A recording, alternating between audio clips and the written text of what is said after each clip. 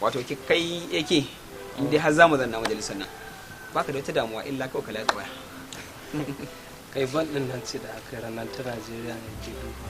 Ai shi wannan in dai aka ce maka an fara kwallo to kullun hannun shi a waya kullun rike da waya. Me rayuwa? Kwallon nan in aka ci ma da ita ne fa hatsi ke sauka. Wallahi kwallon nan ma da shawon kai ba. Ke da sauransu da da ji dan kiɗin. kamar wanda ya samu daren nan. Shine mana.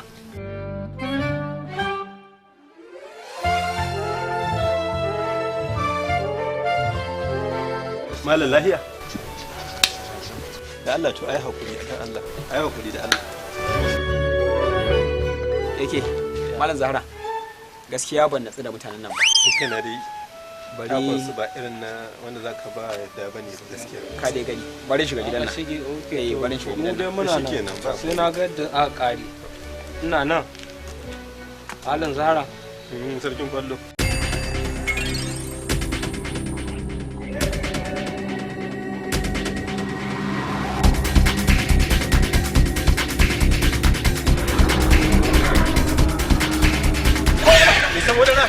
Zaro mana ba kai bane kai samu dara. Hoto dan Allah zamu.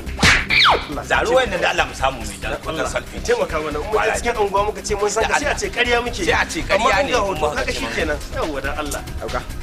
Dauka. Ka gani evidence a proof kenan.